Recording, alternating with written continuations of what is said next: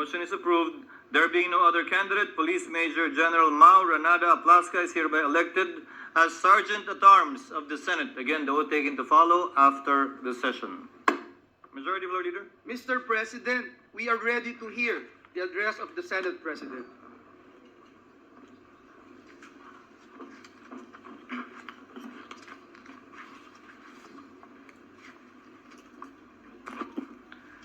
Bago ko magsimula, nais ko magpasalamat sa aking mga kasamahan sa patuloy po ninyong paniniwala at pagtitiwala.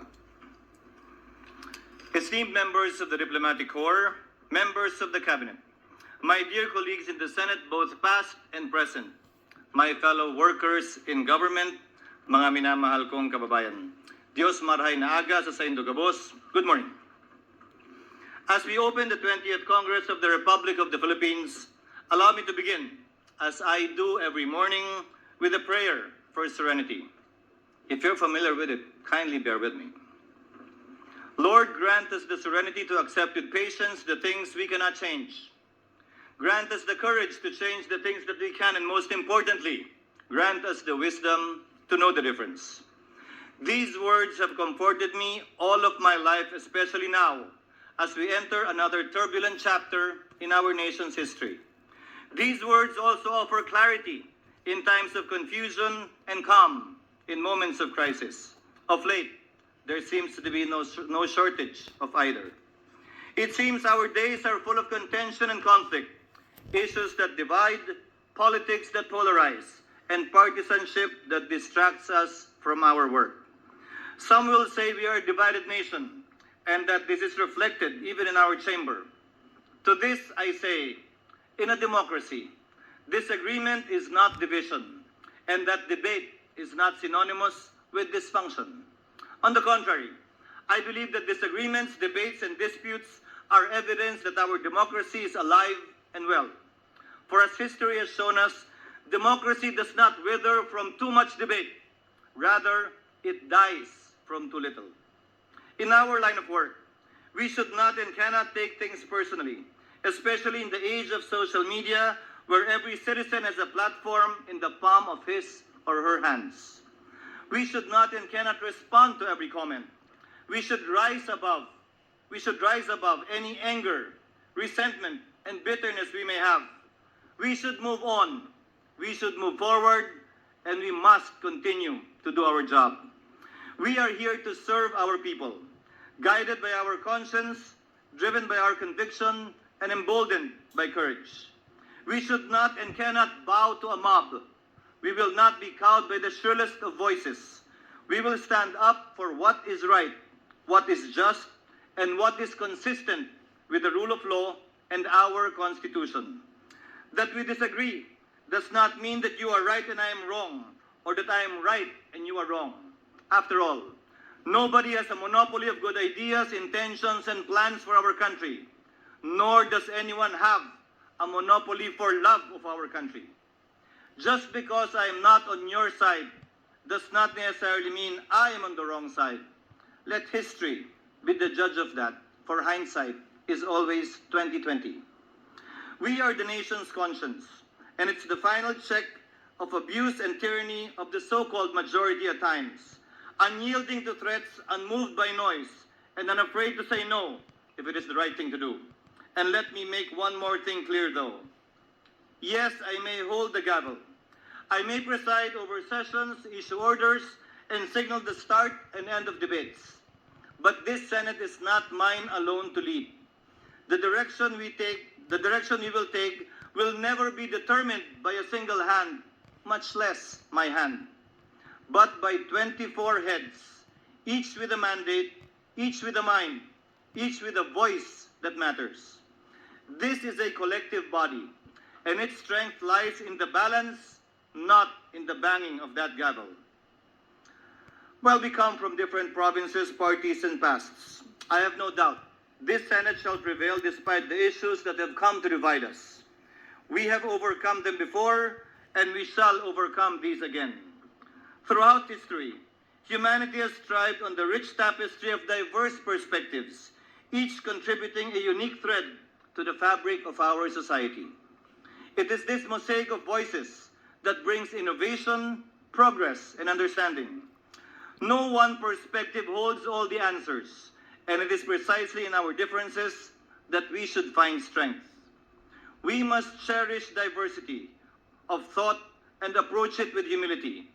We are part of an ever-evolving conversation where every voice should matter, where dialogue leads to discovery, and where disagreement can be just a stepping stone to deeper comprehension. Let us open our minds, listen actively, and learn from one another. Ang mga pagkakaiba po natin ay hindi sagabal. Bagkos ito ang nagbibigay saysay sa ating mga deliberasyon. And in the 20th Congress, as in those before it, there will be many deliberations and discussions, some more contentious than others.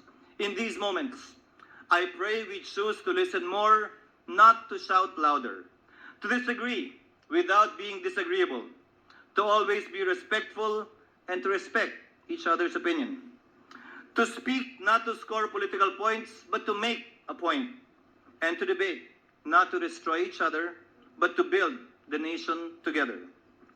At the end of the day, we must work together to find common ground and common cause, to find common solutions to our common problems. Hiling at panawagan ko po sa aking mga kapwa senador, magtrabaho po tayo sa kabila ng ingay ng politika sa ating kapaligiran. Dahil lahat tayo ay nasa isang bangka lamang, at isang direksyon lamang ang ating tinatahak. Tungo sana sa pagkamit ng mga pangarap, hangarin, mithin at layunin ng ating mga kababayan. Every day, the Filipino people look to the Senate to come up with solutions that will improve their lives, address their needs, and bring their aspirations within reach. First, to put food on their tables, roofs on their heads, and sufficient paychecks in their pockets. To lower the cost of living so that each family may live comfortably and humanely. To open doors of opportunity, providing meaningful jobs, and support the small businesses. To support the farmers who feed our people yet cannot feed their own. To write a national syllabus that will truly educate our children and prepare them for the future. To provide a healthcare system that treats the sick without bankrupting their families. To install a safety net for those who fall through the cracks and enable them to rise again. To safeguard our streets from the influence of drugs and crime, protect our rights, and ensure that justice is accessible and served swiftly and fairly for all. To defend our borders, secure our seas, and uphold our sovereignty while maintaining cordial relations with other nations. To protect our environment, adapt to climate change, and shield our people from the ravages of natural disasters. To fight graft and corruption, restore dignity and efficiency in public service, and reform our politics. And, last but not the least, to lay the foundations, both physical and legal, that will ensure that every Filipino partakes in the bounty of development. Ultimately, every act we take, every law we make, must pass a single test. Makakatulong ba ito sa ordinaryong Pilipino? This is our duty. This is our mandate. At inuulit ko po, magtrabaho tayo. My dear colleagues, noong nagdaang halalan, iba't ibang kulay ang dinala natin. Pula, asul, dilaw, berde, puti, kahel, o rosas. But as we all know, the elections are over and the last ballot has been counted. For the sake of our people, it is time we trade the colors of our campaigns for the colors of our country. In place of the colors that divide us, let us embrace the colors that truly matter, the colors that define who we are as a nation, the colors on the flag that hangs before us. Asul, sagisag ng lahing Pilipino na kakaiba sa ibang mga lahi, may dangal, may paninindigan, at hindi kailanman papalupig. Puti, sagisag ng pagkakapantay-pantay ng bawat Pilipino at katarungan para sa lahat. Dilaw na araw at mga bituin, sumasagisag sa mga mataas na mithin, hangarin, at layunin ng ating mga kababayan, at pag-asa na dala ng bawat bukas. Pula, sagisag sa ating kahandang hindi lamang mamatay, kung hindi kung kinakailangan lumaban at pumatay, alang-alang sa kalayaan at kasarinlan ng ating bayan. Our flag has endured war and occupation, dictatorship and disaster, revolution and crisis, and still it continues to fly in the hearts and minds of our people. It stands before us now, not as a mere symbol, but a solemn reminder of the country that we serve, the people we represent, and the duty we have sworn to fulfill. Isa siyang paalala, hindi tayo nandito para sa sarili nating interes o interes ng isang partido o individual. Isa po siyang paalala na nandito tayo para maglingkod, buong dangal, buong puso, at buong katapatan para sa ating minamahal na inang bayan. Let us carry out this collective duty with humility, integrity, and purpose as we begin this new chapter of the Senate together. Isa pong malaking karangalan para sa akin ang makausap po kayo sa umagang ito at manilbihang muli bilang tagapangulo ng Senado sa okasyon ng pagbubukas ng ika-20 Kongreso. Sa muli po, magandang umaga at naway pagpalain po ng Diyos ang ating bansa at ang sambayanang Pilipino. Maraming salamat po.